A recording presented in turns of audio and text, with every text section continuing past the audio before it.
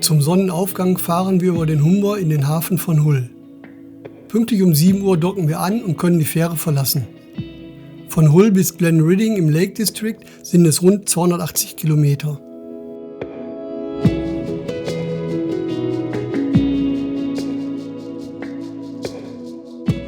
An den Linksverkehr habe ich mich schnell gewöhnt. Ist ja auch nicht das erste Mal für mich. Nördlich des Yorkshire Dales National Park lege ich eine kurze Pause ein. Abseits der Motorways sind die Straßen auf dem Land sofort eng.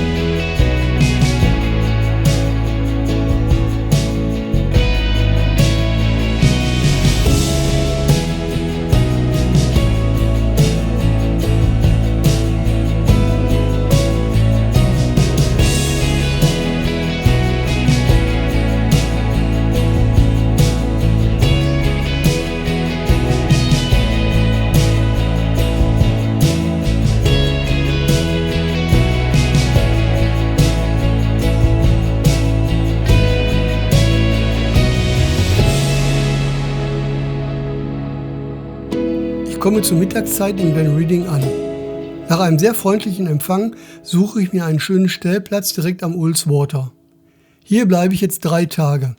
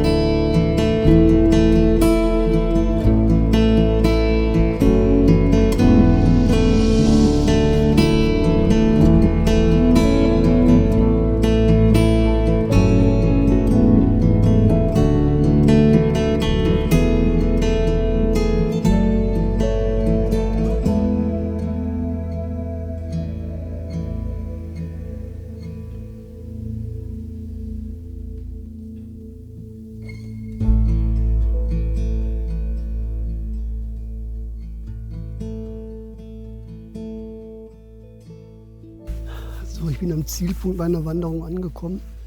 Ich bin hier oben an so einem kleinen See. Das ist meine erste Wanderung jetzt her in Ullswater. Ich war so gegen 12:30 Uhr auf dem Campingplatz, habe kurz eingecheckt, noch einen Kaffee getrunken und dann bin ich los. Ich wollte unbedingt das gute Wetter jetzt schon mal nutzen. Die nächsten Tage sollen nicht so gut sein, deshalb heute ist es perfekt. Ihr seht es ja, so ein bisschen bewölkt, die Sonne kommt raus, Das gibt immer herrliche Lichtspots in den Bergen. Und das habe ich jetzt auch schon genutzt. Die Sonne ist natürlich vom Stand nicht optimal, weil ich in der Mittagszeit unterwegs bin. Aber das wird jetzt aufgewogen durch diese lockere Bewölkung. Ich werde auch noch so bis zum späten Nachmittag hier bleiben. Vielleicht noch bis knapp goldene Stunde beim Abstieg, sodass ich dann auch ein bisschen weicheres Licht mitbekomme. Aber insgesamt bin ich schon zufrieden. Also auch wenn ich bei so harschem Licht hier unterwegs bin, die Landschaft die bietet ja doch einiges. Also ich bin von Westen in den Lake District gefahren, am Ullswater entlang bis zum Ende und dort ist das kleine Dorf Glen Ridding. Da gibt es eine kleine Farm, die haben einen Campingplatz dabei. Und da bin ich jetzt die ersten 3 Nächte und kann dann hier die Gegend erkunden. Es gibt hier Wasserfälle und natürlich jede Menge zu erwandern. Man kann zum Beispiel auch hier oben oberhalb vom See noch auf die Kante gehen. Das habe ich mir heute aber geschenkt. Das wären jetzt nochmal 250 Höhenmeter dazu. Das wäre mir für den ersten Tag jetzt ein bisschen viel gewesen.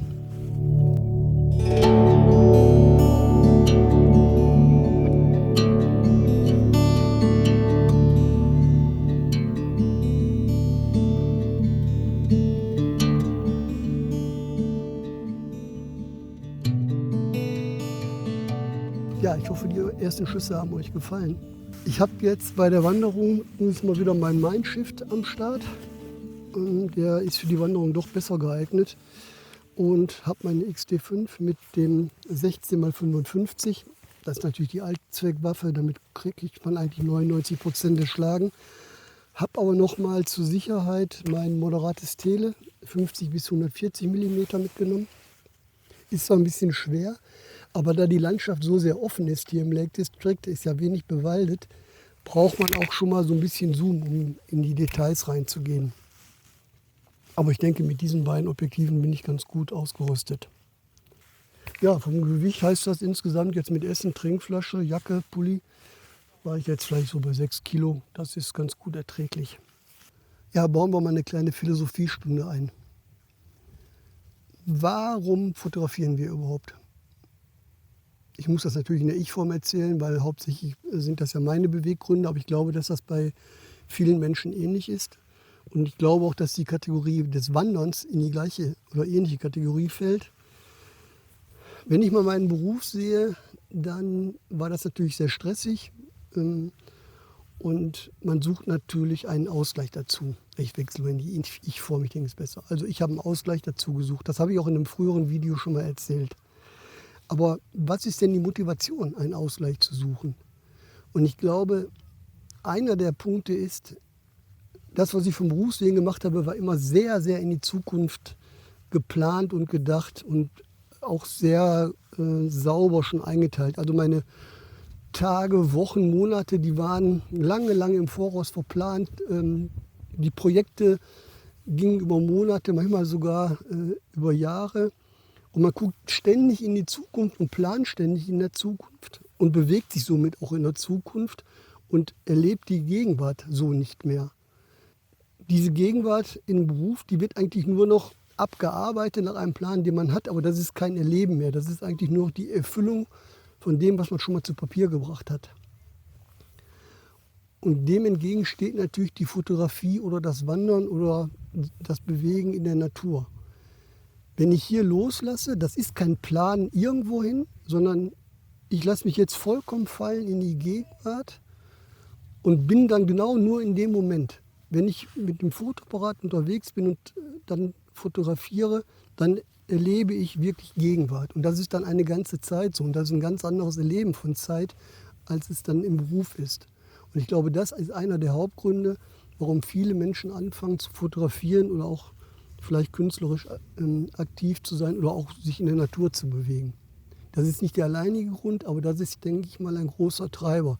Weil man hört das sehr oft, dass Menschen sagen, ich bin im Beruf so sehr eingespannt, das ist so stressig, ich brauche mal was, um runterzukommen. Und ich glaube, das steckt tatsächlich dahinter, dass man wieder Gegenwart richtig erleben will.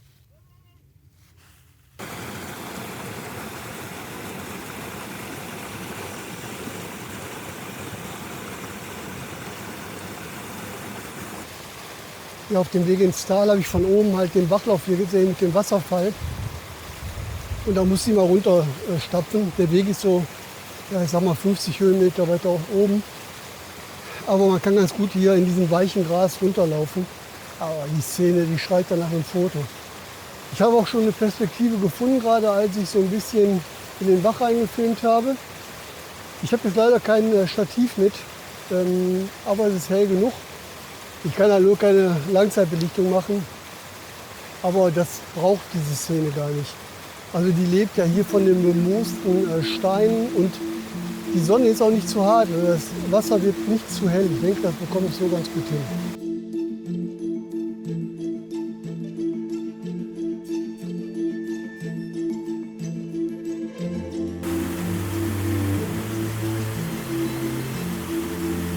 Ja, ich bin gerade noch mal bis an den Wasserfall rangeklettert, um mit dem Weitwinkel von vorne noch mal zu fotografieren. Von unten habe ich mit dem Tele gemacht. War aber nicht ganz so einfach. Man hat dann doch immer viele störende Elemente mit drin oder den Bachlauf nicht ganz so, wie man das haben will. Ist nicht ganz einfach da reinzukommen. Also man muss schon aufpassen. Man kann da keinem Stein trauen. Also die viele Steine sind zwar schon ganz lange da und liegen fest, aber dann mit Moos sehr, sehr glatt. Oder die sind da locker, weil die jetzt irgendwann angeschwemmt wurden. Die liegen halt da, aber so einfach mal eben schnell drauf treten geht nicht. Man muss wirklich jeden Tritt überprüfen, bevor man dann da reinlatscht. Insbesondere, da ich mal wieder alleine unterwegs bin und ich weiß nicht, wann man mich hier finden würde. Wahrscheinlich nie. So, aber die Bilder sind sehr, sehr vielversprechend. Wir sehen sie.